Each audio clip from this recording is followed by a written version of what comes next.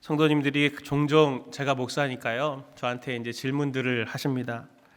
하나님의 뜻이 무엇인지 모르겠습니다. 이러면서 이제 하나님의 뜻이 뭘까요? 목사님, 이런 상황에서는 하나님의 뜻이 뭘까요? 이렇게 물어보시면 제가 속으로 대답을 합니다. 저도 몰라요. 저도 몰라요. 이 질문을 받을 때 저는 이제 이렇게 받아들입니다. 성도님들이 그 질문 하실 때, 목사님, 제가 불안합니다. 이게 잘못된 선택일까 봐서요. 사실은 질문을 갖고 오실 때는 벌써 답을 갖고 오시는 거거든요. 근데 제 입에서 그것에 대한, 그 답에 대한 확신을 얻고 싶어서 물어보시는 거지, 진짜 답을 저한테 물어보시는 게 아니거든요. 그걸 아니까 그냥 제가 그 마음을 제가 참 이렇게 위해서 기도해 드리고 또 최대한 제가 도우려고 말씀을 드리지만, 사안들은 다 틀려도 내면의 이 생각들은 다 동일하시거든요. 불안이 그분들의 마음속에 이렇게 늘 자리 잡고 있습니다. 여기 저보다 연배가 높으신 분들이 훨씬 많기 때문에 인생을 논하는 것이 좀 죄송한 일입니다만은, 저도 살면 살아갈수록 어르신들이 참 대단하다 느껴지는 게 뭐냐면은, 저도 한 해 한 해가 이렇게 깊어져 갈수록 삶을 사는 것이 진짜 어렵구나 하는 거를 느끼게 됩니다. 20대에 비해서는, 30대에 비해서는 이렇게 어릴 때일수록 막 용기도 있고 힘도 있고, 한번 내가 한번 부딪혀보자, 한번 해보자, 이게 분명한 것 같아, 이런 확신이 이제 가득 찼는데, 자꾸 인생에 이렇게 살면서 이렇게 경험치가 하나씩 둘씩 이렇게 쌓이면서부터는, 이게 어떤 것이 정말 이 선택이 옳을까? 내가 이게 옳았다고 생각하는데 아닌 경우들도 너무 많고, 또 이게 확신 있다, 맞았다라고 생각했는데 아닌 것들도 너무 많아서 확신 있게 말할 수 있는 것들이 별로 없는 경우들이 너무 많기 때문입니다. 그리고 또 참 이것이 옳은 건지 저것이 옳은 건지 갈수록 이렇게 참 어려운 것이 참 삶인 것 같아요. 근데 그런 세파를 다 이렇게 거치고 나가신 우리 부모님들 세대들은 참 그분들의 존재만으로도 이렇게 존경받을 그런 분들이시라고 저는 생각을 합니다. 아브라함을 오늘 이렇게 보면서, 아브라함을 보면서 참 얼마나 감사한지 위로가 됩니다. 왜 그러냐면, 아브라함이 일명 그래도 성경에 우리가 잘 알고 있는 믿음의 조상이잖아요. 믿음의 조상인데 그의 모습을 보면은 별로 믿음의 조상 같아 보이지가 않아요. 그렇죠? 오늘도 지금 뭘 하고 있습니까? 아내를 팔고 있습니다. 별로 이렇게 모범된 삶이 아니에요. 근데 그 사람이 누굽니까? 믿음의 조상이래요. 믿음의 조상, 아브라함도 믿음의 조상이면은 우리도 할 수 있다는 소망이 안 생기십니까? 저는 이런 거 보면은 좋아요. 다윗보다 훨씬 더 인간적이잖아요. 이렇게. 네. 아브라함의 모습은 우리의 모습을 잘 보여주는 것 같아요. 본문에 아브라함을 보면은 이제 가나안 땅에 들어와 가지고 네게브라고 하는 남쪽 지역으로 이제 옮겨갑니다. 그리고 오늘 1절부터 보면 가데스와 술 사이에 그랄이라고 하는 지명의 이 도시에 이제 머무르게 되는데, 그랄 왕 아비멜렉이 아브라함의 이 아내인 사라를 자신의 아내로 삼기 위해서 데려갑니다. 그리고 나서 바로 이제 오늘 본문의 이 구절부터가 이제 연결이 되는 거거든요. 본문에 살펴보는 아브라함의 실수를 한 두 가지만 먼저 좀 살펴보려고 합니다. 아브라함이 어떤 실수를 했냐면은, 제일 첫 번째로 아브라함은 하나님이 그와 함께 하신다는 생각을 하지 않았어요. 그래서 아내를 팔은 겁니다. 문제가 뭐냐면은, 아브라함이 지금 오늘 성경을 보면은, 오늘 우리는 요 20장의 말씀만 봤지만 아브라함의 이야기가 사실은 12장부터 시작이 되거든요. 창세기 12장부터. 그런데 아브라함이 지금 아내를 두 번째 파는 겁니다. 첫 번도 아니고 두 번째. 그러면 이 사람은 벌써 상습범이죠. 상습범. 무슨 상습범? 아내 팔기 상습범입니다. 아내 팔기 상습범. 12장을 보면은 가나안에 들어오자마자 기근이 들어가지고 애굽으로 내려가서 거기에서 바로 왕한테 아내를 팝니다. 아브라함이 하나님의 말씀을 따라서 갈대아 우르, 그 당시에는 꽤 발달된 도시인 정착 생활을 벌이고 하나님의 말씀을 떠나서 이제 이 사람이 하는 것은 뭐냐면은 이 유목 생활을 하는 거예요. 이사 많이 해보시는 분들은 알지만은 이사 자체가 힘들잖아요. 이사도 힘든데 이렇게 떠돌아다니면서 거주지 없이 이렇게 다닌다라고 하는 게 굉장히 불안정한 삶을 산다는 것은 사실 굉장히 어려운 일입니다. 아브라함 같은 사람들에게 가장 최우선 과제는 뭘까요? 그건 바로 생존입니다. 생존. 지금처럼 막 아무데나 수도꼭지 틀면 물 칼칼 나오는 그런 데가 아니고 물을 있는 데를 찾아다녀야 되고 목초지를 찾아다녀야 되고 이렇게 안전을 찾아서 늘 떠돌아다녀야 되는 그러한 삶이 아브라함의 이제 삶인데 최우선 과제가 생존이죠. 근데 아브라함에게는 뭐가 있었습니까? 아브라함에게는 하나님의 약속이 있었어요. 그렇죠? 아브라함은 하나님의 약속의 말씀 때문에 가나안으로 지금 온 겁니다. 그리고 아브라함이 어려운 일들이 있을 때마다 사실은 하나님이 아브라함에게 그때마다 말씀을 주셨어요. 그리고 그 말씀을 의지해서 살았죠. 창세기 13장 14절 15절의 말씀을 봐도 너는 눈을 들어서 동서남북을 바라봐라. 내가 보이는 땅을 너와 내 자손에게 주겠다. 그리고 그것이 영원히 이를 거다. 하나님이 벌써 13장에 약속을 주셨거든요. 그런데 당장 목구멍이 포도청이라고 가는 곳마다 물을 찾아 생존을 위해 여기저기 찾아다녀야 했었죠. 그런데 여기저기 다니는 곳마다는 빈 땅이 아니고 거기는 그냥 막 꿀만 이렇게 흘러 넘치는 땅이 아니고 거기에 다 가는 곳마다 기라성 같은 이집트 왕이 있었고요.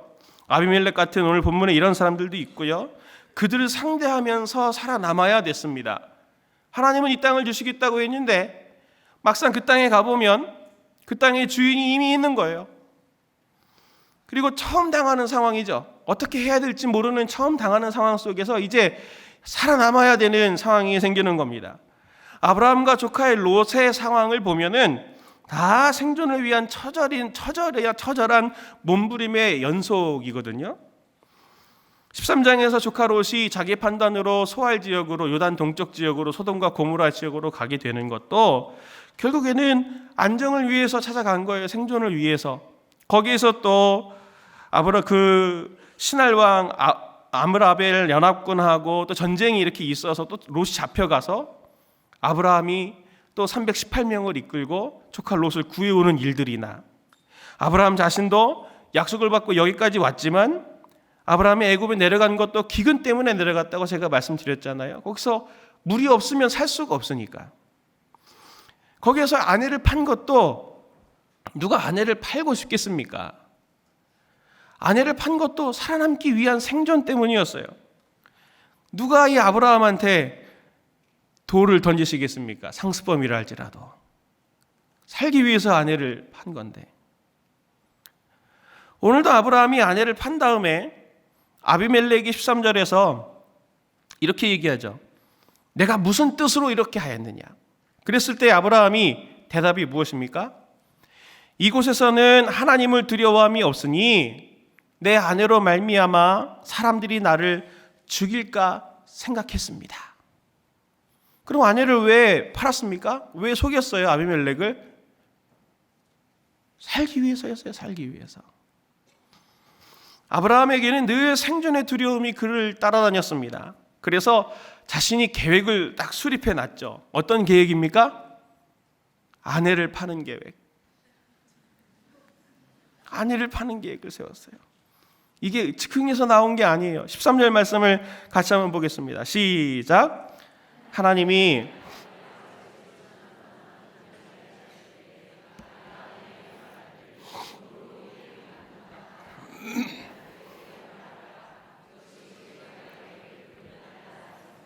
아멘.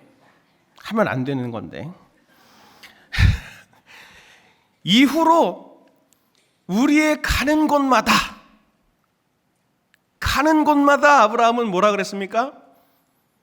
이 여자는 내 여동생입니다. 아내가 아니라 내 여동생입니다.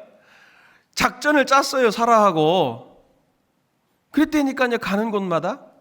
이게 즉흥에 나온 게 아니에요. 믿음의 완전히 세속적인 방법이죠. 믿음의 길이 아니고 완전히 세속적인 방법이에요. 속여서. 믿음으로 사실은 이 길을 온 거 아닙니까? 하나님의 약속의 말씀 붙들고 내가 안정된 삶을 버리고 가나안으로 왔어요. 믿음의 길을 따라 여기까지 왔지만 오늘의 이 아브라함의 좌충우돌이 바로 여기서 시작이 되는 거죠. 어디서 시작이 되는 겁니까? 하나님을 믿는 것도 아니고 안 믿는 것도 아닙니다. 이런 걸 회색지대라 그러죠. 그렇죠? 어느 영역인지 불분명해요. 이거 하나님 편인지 세상 편인지 구분하기가 모호합니다. 아브라함에게 하나님은 맨날 이렇게 느끼는 거죠. 하나님이 매 순간 나와 함께 하시는 것 같아 보이지 않습니다. 어디에나 계시는 것 같아 보이지도 않아요. 인도하시는 것 같지도 않아요. 기도할 때마다 하나님이 어디로 가야 될지 선명하게 그분의 뜻을 알려주시는 것 같아 보이지도 않아요. 그러니 계획을 세운 거죠. 어떤 계획? 아내를 팔자. 위기 상황이 되면. 할 수 있는 게 별로 없습니다. 비참해요, 사실은. 얼마나 비참합니까? 상황마다 살아남기 위해서, 피해를 보지 않기 위해서 아브라함이 한 게 뭐냐면 아내의 정체를 계속 바꾸는 거예요. 아무도 없으면 당신은 내 아내, 누가 있으면 당신은 내 동생. 웃기지 않아요? 그때마다 카멜레온처럼 이렇게 너를 바꾸자, 너의 정체성을 바꾸자, 이렇게 얘기를 하고 있는 거죠.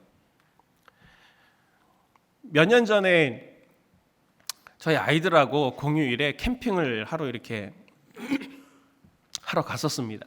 저희 막내가 공을 가지고 이렇게 막 노는데, 그 잔디밭 같은 데서 이렇게 막 노는데, 거기 그 정리를 하시는 주인 할아버지시더라고요. 은퇴하시고 캠핑장을 운영하시는 할아버지가 얘가 이제 귀여우는 모양입니다. 그래서 아이고 귀엽다 그러면서 이제 어디서 왔니? 그래서 분당에서 왔어요. 그러면서 이제 막 얘기하다가 아버지는 뭐 하시니? 그랬더니 얘가, 제가 옆에 있었거든요. 그때 이렇게, 근데 제가 그 얘기를 들었어요. 아버지는 뭐 하시니? 그랬더니 얘가 저를 이렇게 쳐서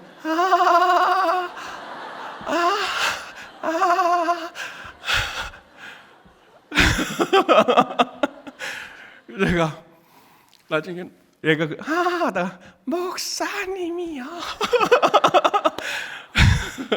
그때가 한 3학년쯤 됐을 때거든요. 지금은 5학년, 한 2년, 3년 됐네요. 2학년인가 3학년인가 그때쯤 됐을 거예요. 제가 나중에 얘를 불러가지고 아버지가 목사님인 게 창피하니? 제가 아버지가 목사님인 게 창피하니? 그랬더니 아니 그거는 아니고 아빠가 좀 민망할까 봐. 제가 한 번도 그래 본 적이 없거든요. 근데 제가 얘는 어디서 그런 거를 배운 거예요? 얘는 제가 참 스스로 회개를 했습니다. 좀 더 목사답게 하자 내가. 네. 좀 슬픈 얘기죠. 사실 웃으면 안 되고 제가 회개해야 되는 일입니다. 이건데. 근데 이 아이도 이 세상을 배우고 있는 거잖아요. 지금 이거. 예. 우리는 안 그런가요? 우리도 비슷해요. 아브라함의 이 모습이 현실 속의 우리 모습과 굉장히 비슷하지 않습니까? 회색지대에 우리가 딱 이렇게 사는 것 같잖아요. 수십 년간 하나님을 믿고 하나님의 말씀을 공부하고 제자 훈련도 받고 사역 훈련도 받고 순장도 되고 내가 뭐 장로도 되고 안수입사도 되고 권사도 되고 내가 목사도 되고 했지만 현실 앞에서 교회 밖을 떠나 딱 현실 일상의 삶 앞에서는 진짜 미숙하고 확신이 없어요.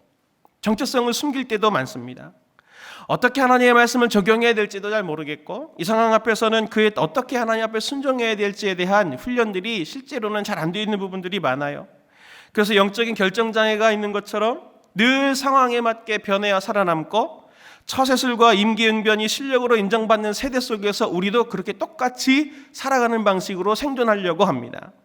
그러다 보니 말씀대로 산다고 하는 세상에서 입장에서 봤을 때 고지식해 보여라고 하는 신앙의 방법은 점점 도태되고 그리고 실패하고 고난으로 이어진다고 하는 확신 속에서 우리가 살아갈 때가 많지 않습니까? 그러다 보니 늘 삶에서 우왕좌왕하고 때로는 죄책감을 느끼고 좌충우돌하는 삶이 딱 아브라함 같은 삶이 우리의 모습이잖아요. 사실은 그렇게 우왕좌왕할 때 가만히 한번 자기 자신을 뒤돌아보십시오. 우왕좌왕할 때 자기 자신을 뒤돌아보면 진짜 외로워요. 진짜 외롭습니다. 그리고 철저히 혼자 있다고 느끼고 생각하고 있어요. 아브라함이 아비멜렉에게 말하는 것처럼 이곳에서는 하나님을 두려워함이 없습니다. 하나님 안 계시다는 얘기죠. 안 계시다는 얘기예요. 두 번째 아브라함의 실수가 뭐냐면은, 아브라함의 두 번째 실수가 뭐냐면, 아브라함은 사람에게 은혜를 구하고 있습니다. 지금 12절 13절 말씀 같이 한번 볼까요? 시작.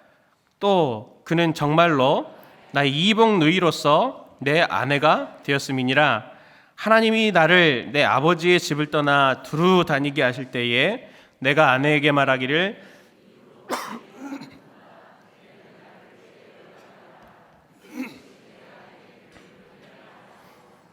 아멘. 아브라함이 자기 아내에게 이렇게 얘기하죠. 실제로 내 누이가 맞으니까, 이복 누이니까 우리의 가는 곳마다 그대는 나를 그대 오라비라 하라. 이것이 그대가 내게 베풀 은혜라 하였노라 그랬는데, 이 은혜라라고 하는 이 단어가 원문을 보면 헤세드라고 하는 단어입니다. 우리한테 굉장히 익숙하죠. 이 헤세드는 하나님의 성품, 특별히 하나님의 성품과 그 사랑을 대표하는 단어입니다. 특별히 어떤 사랑이냐면 아버지의 사랑이거든요. 아버지의 그 폭넓고 지켜주고 품에 안는 그 넓은 사랑을 표현할 때 이 헤세드라고 하는 단어를 쓰는데, 헤세드를 보여야 되는 거는요, 아브라함이 사라한테 보여야 되는 거예요. 이 족장 사회에서는 족장이 해야 되는 최고의 역할이 뭐냐면 식솔들을 지키는 겁니다. 식솔들을 지키는 거. 그러니까 사라를 지켜줘야 돼요. 근데 지금 아브라함이 사라한테 뭐라 그래요? 네가 나한테 헤세드를 보여라. 내가 너한테 헤세드를 보여라가 보이겠다라는 게 아니고 네가 나한테 헤세드를 입혀다오라는, 어떻게 보면 참 비참한 이야기를 지금 하고 있는 거죠. 정상적이 아닌 겁니다. 그러니까 13절의 말씀은 정상적이 아닌 거예요. 정상적인 구조가 아닌 겁니다. 아브라함을 생각해 보십시오. 이 아내를 팔고 난 아브라함, 홀로 남은 아브라함을 한번 생각해 보십시오. 얼마나 가슴이 아팠겠습니까? 족장에게는 가장 큰 불명예고, 가장으로서도 내가 할 수 있는 게 이 정도밖에 없나. 내가 이 가정을 위해서 할 수 있는 게 아내 파는 것밖에 할 수 없단 말인가. 얼마나 깊은 무기력과 절망을 느꼈겠습니까? 아내인 사라는 이 아브라함의 이야기를 들을 때 또 어땠겠어요? 또 지금 이미 이렇게 아비멜렉한테 거의 잡혀가다시피 해서 가서 결혼식을 준비하고 있어요. 지금 이 유부녀가. 예, 그 입장을 생각해 보세요. 얼마나 이 비참하겠습니까? 왜 이런 상황이 됐습니까? 사람에게 은혜를 구할수록 우리는 비참해질 수밖에 없다고 하는 것을 우리는 분명하게 깨달아야 됩니다. 허무할 수밖에 없어요. 사람은 힘이 없기 때문에 사람에게 은혜를 구한다고 하는 것은 불가능한 일이라고 여기셔도 됩니다. 힘이 없는 인생을 의지하는 것은 결국에는 상처와 아픔, 그리고 해피엔딩이 아닌 새드엔딩이 될 가능성이 굉장히 높습니다. 우리의 삶에 늘 상처받는 여러 이유 중에 하나가 바로 이것 때문이죠. 우리는 사람을 너무 과도하게 믿고 의지합니다. 하나님께 구해야 될 걸 사람에게 구해요. 누구한테 구합니까? 가까이는 내 아내와 내 남편한테 하나님만이 채워주실 수 있는 걸 아내하고 남편한테 요구를 해요. 때로는 내 아이들한테 요구할 때도 있습니다. 때로는 내 물질에게 의지할 때도 있어요. 집착이 거기에서 일어나고 결국 그것은 나 자신에 대한 파멸로 이렇게 나타나게 되는 거죠. 아브라함은 그 헤세드를 사라에게 구할 것이 아니고 누구에게 구해야 됐습니까? 하나님께 구해야 됐어요. 가는 곳마다 하나님, 나를 은혜를 입혀주세요. 내가 까딱하면은 아내를 팔아야 되는 상황이 생길 수도 있습니다. 그러나 주님, 헤세드를 저에게 입혀주세요. 이렇게 하나님께 구해야 될 걸 지금 사람한테, 자기 아내한테 네가 내게 은혜를 입혀다오, 헤세드를 입혀다오, 이렇게 구한 결과가 결국에는 두 부부의 비참으로 연결이 되고 있는 것 아닙니까? 이쯤 되면 우리가 이제 질문해 볼 수 있겠죠. 이 형편없는 아브라함이, 이 무기력하고 이 어처구니 없는 연약한 아브라함이, 우리가 아는 믿음의 조상 아브라함이 어떻게 될 수 있었을까? 어두컴컴한 길에 덩그러니 있는 것 같아서 불안하고 또 어떻게 해야 될지 몰라서 우왕좌왕하고 있는 우리의 이 삶에서 어떻게 우리는 잘 승리해 나갈 수가 있을까? 어떻게 살아낼 수 있을까? 이 회색지대를 살기 위해서 우리에게 필요한 것 두 가지 정도를 함께 또 나누고 싶은데, 첫 번째가 무엇이냐면 하나님의 헤세드를 기억해라 라고 하는 것입니다. 무엇을 기억하라고요? 하나님의 헤세드. 아브라함은 그의 아내에게 헤세드를 구했습니다. 하나님의 헤세드의 성격이 어떤 것인지 오늘 본문을 보면은 명백하게 드러나요. 오늘 나중에 댁에 가셔서 한번 본문을 꼼꼼히 한번 보시면 좋겠습니다. 오늘 본문을 보면 오늘 등장인물은 딱 셋입니다. 하나님, 아브라함, 아비멜렉. 오늘 여처구니 없는 20장의 상황에 제일 많이 말을 하는 사람이 누굴까요? 정답은 하나님, 예수님, 성령님. 성경 퀴즈 나오면 세 가지 답이잖아요.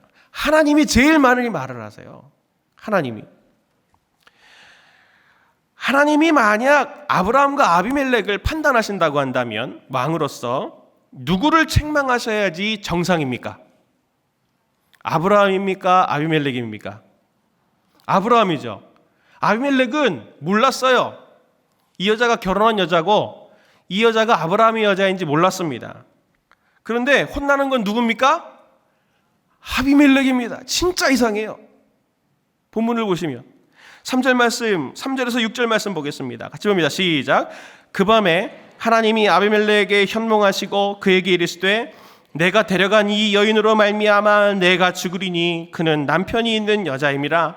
아비멜렉이 그 여인을 가까이 하지 아니하였으므로 그가 대답하되 주여 주께서 의로운 백성도 멸하시나이까. 그가 나에게 이는 내 누이라고 하지 아니하였나이까. 그 여인도 그는 내 오라비라 하였사오니 나는 온전한 마음과 깨끗한 손으로 이렇게 하였나이다. 하나님이 꿈에 또 그에게 이르시되 내가 온전한 마음으로 이렇게 한 줄을 나도 알았으므로 너를 막아 내게 범죄하지 아니하게 하였나니 여인에게 가까이 하지 못함이 이 때문이니라. 아멘. 오늘 본문에 나타난 하나님은 다짜고짜 꿈에 딱 나타나가지고 아비멜렉 꿈에 나타나서 너 죽었어. 영어 성경을 보면 그래요. 진짜 너 죽었어. 황당한 거죠. 아비멜렉 입장에서는 뭐예요 지금 이게, 이 상황이 무슨 상황입니까? 그러면서 어떻게 나는 순전한 마음으로 한 건데 나 그런 거 전혀 몰랐는데 제가 그래도 됩니까? 하나님께 막 이제 디베이트하고 있는 상황이 된 거죠. 그만큼 하나님이 매우 급해 보이시는 거죠. 지금 그만큼 하나님이 매우 급한 거예요. 본문의 하나님은 마치 아빠같이 당신의 자녀를 딱 책임지시는 모습을 보여주십니다. 아브라함의 연약함을 알고 아브라함의 지금 상황이 이렇게 치명적인 상황이 딱 생겨났을 때 그 인생 가운데 긴급하게 딱 달려가셔서 그 악순환과 위험으로부터 더 이상 더 깊이 나아가지 않도록 보호하시고 그 상황을 통제하시고 주도하시는 하나님의 이 주권의 행사를 우리가 오늘 본문을 통해서 보고 있는 것이죠. 하나님이 당신의 자녀가 미숙하다 할지라도 당신의 자녀이기 때문에 아버지이신 하나님이 끝까지 책임을 지시는, 보호하시는, 그럼에도 우리를 인격적으로 대우하시는 아버지의 모습을 하나님이 지금 오늘 이 아브라함에게 보여주십니다. 그래서 때로는 우리가 죄짓고 미숙하다 할지라도 우리를 관용으로서 기다려주시기도 하고, 그러나 지금 아브라함의 상황과도 같이 치명적인 상황이 이루어질 것 같으면 하나님은 절대로 관망하지 않으시고 당신의 자녀의 삶 가운데 간섭하시고 섭리하셔서 보호하시고 인도하시는 하나님의 모습이 바로 헤세드의 모습인 것을 믿으시기를 바랍니다. 하나님은 하나님의 헤세드를 신뢰하지 못해서 늘 불안해하고 두려워하고 위축되어 있고 경직된 삶을 사는 것을 기뻐하지 않으십니다. 성도님들의 삶 가운데 오늘도 일상이 있을 수 있었던 이유는 심지어 내가 약하고 내가 오늘도 많은 하나님 앞에 불순종이 있다 할지라도 오늘 성도님들의 삶 가운데 치명적인 상황으로 가지 아니하고 오늘도 평안한 일상이 있을 수 있었던 것은 그 하나님의 은혜가 오늘도 입혀졌기 때문임을 믿으시기를 바랍니다. 우리는 늘 최악의 상황을 생각하고 두려워하지만 하나님은 늘 우리의 삶에 가까이 계시고 보호하신다고 하는 것을 믿으셨으면 좋겠습니다. 제 아내 얘기를 좀 드리고 싶습니다. 아내가 한 1년 반쯤 전부터 건강검진을 받다가 이 난소에 낭종이 있는 게 이제 발견이 됐어요. 수술할 정도는 아니고 양성종양일 테니 지켜봅시다. 그래서 정기적으로 검사를 딱 받았는데 몇 개월 전에 딱 검사를 받아보니까 이게 작아지기도 하는 거라고 그러더라고요. 일상적으로 생길 수도 있고 없어질 수도 있고 하는 거라서 별거 아닌 걸로 여겼는데 이제 이게 덩치도 커지고 모양도 안 좋아졌으니 수술을 해야 될 것 같습니다. 그러니 마음의 준비를 하시고 준비가 되면은 12월까지 오세요. 딱 이렇게 받았어요. 그러니까 마음이 이제 되게 힘든 거죠. 그래서 이제 병을 엄청 싫어하거든요. 제 아내가 간호사 출신인데도 그래가지고 병 가는 거 싫어해요. 그래갖고 안 가고 싶어하고 막 그래가지고 마음의 준비를 하려고 그러다가 이제 가야 될 텐데 제가 이제 그러고 있는데 어느 날 이제 얼마 전에 이렇게 생리를 끝난 지가 얼마 안 됐는데 다시 생리를 이제 하는 거예요. 그러니 사인이 안 좋잖아요. 그러니 이제 병원에 가야 되겠다 이제 생각을 한 거죠. 근데 이제 어느 날 며칠 전에 제가 이제 있었던 일인데 집에 이렇게 사역을 마치고 집에 들어왔더니 기분이 별로 안 좋아요. 안 좋을 수밖에 없죠. 뭐 걱정이 되잖아요. 안 좋은 게 있으면 어떡하나 그랬더니 그런 생각이 이제 할 텐데 집에 왔는데 뜬금없이 막 내가 죽으면 당신은 새장가를 가라. 나 없어도 당신은 잘 살 거다. 뭐 이런 얘기들을 하고 있는 거예요. 그래서 제가 아무래도 봐도 내가 먼저 갈 것 같은 막 이렇게 농담을 주고받다가 제가 이제 기도를 했죠. 마음이 불안하구나. 그랬는데 이제 더 이상 이렇게 계속 생리가 다시 생기니까 병원을 이제 가기로 한 날이에요. 제가 아침에 이제 출근을 딱 나오면서 이렇게 안아주면서 제가 뭐라고 그랬냐면 기도해 줬습니다. 짧게, 진짜 짧게. 아유, 우리 가정을 아시고 또 이 딸을 아시는 하나님, 이 딸을 긍휼히 여겨주세요. 제가 그렇게 기도하고 병원 잘 갔다 오라고, 그리고 하나님이 당신과 우리 가정을 알기 때문에 당신을 혹시 낫게 해주실 수도 있지 않겠냐. 기도한다. 잘 갔다 와라. 딱 그랬어요. 그날 폭풍같이 하루를 확 지나고 집에 딱 갔는데 의사 선생님이 그러더래요. 아이고, 제가 말려야 되겠네요. 이것도 이게 이 덩치도 작아지고 모양도 좋아져서 수술 안 해도 되겠다. 그렇게 얘기들을 하시더라고요. 그래서 참 감사했어요. 진짜 감사했어요. 그러니까 하나님이 저를 긍휼히 여기시고 계시구나 하는 그런 것들이 우리 삶에 이렇게 느껴지는 좋은, 저한테는 굉장히 감사한 경험이었거든요. 우리 삶을 섬세하게 이끌어 가시는구나. 저희 가정을 너무 잘 아시니까, 저희 아내를 너무 잘 아시니까. 저는 이런 고백이 저에게만 있는 거라고 저는 생각하진 않아요. 이게 뭐 어떤 사람 입장에서 봤을 때는 뭐 그럴 수도 있는 일이거든요. 그거는 늘상. 그렇죠?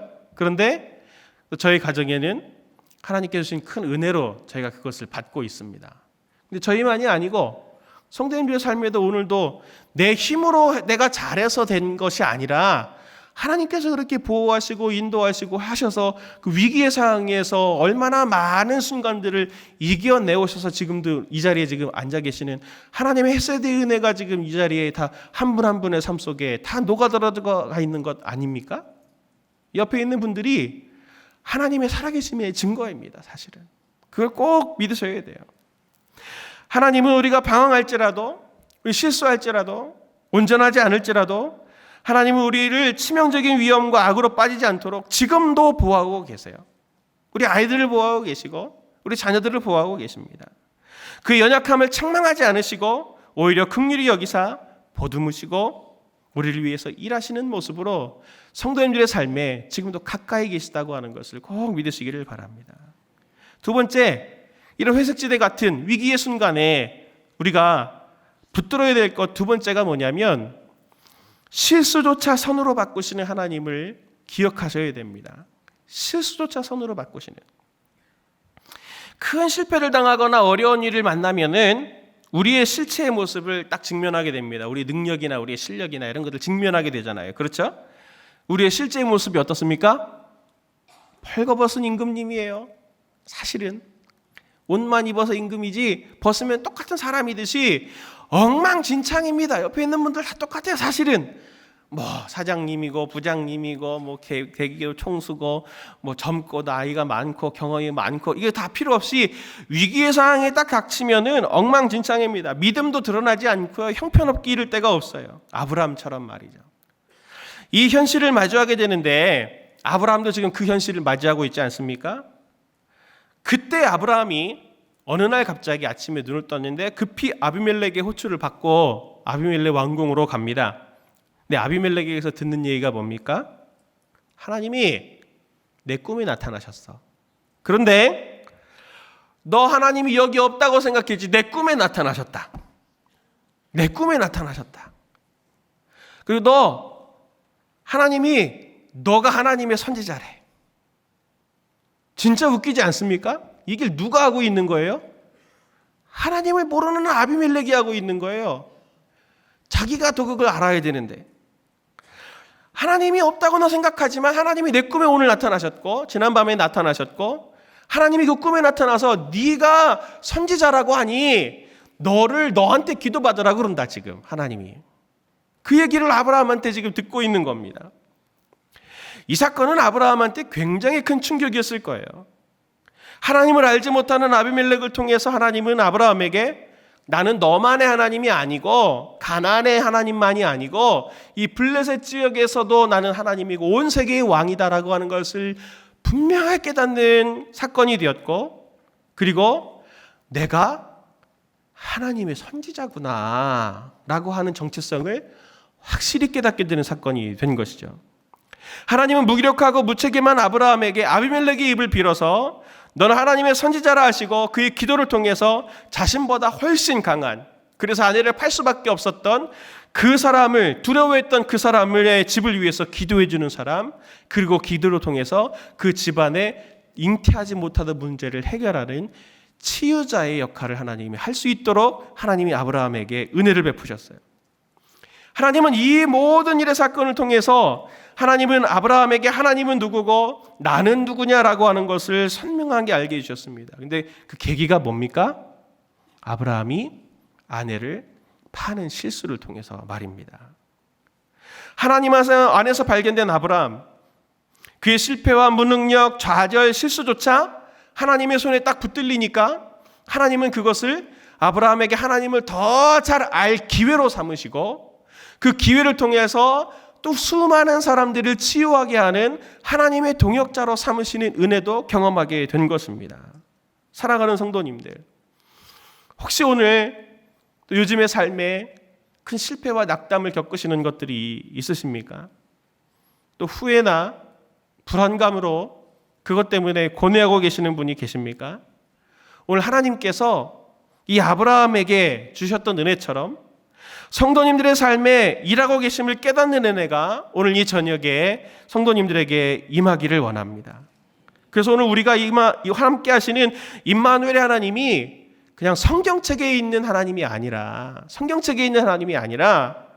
나의 하나님으로 나의 마음 가운데 나의 삶 가운데 나의 세포 가운데 새겨지는 은혜가 있으시기를 바랍니다. 그분이 찾아오셔서 사랑하는 아들아 사랑하는 딸아 네가 바로 내 동역자다 이렇게 부르시는 은혜가 오늘 이 저녁에 있으시기를 원합니다.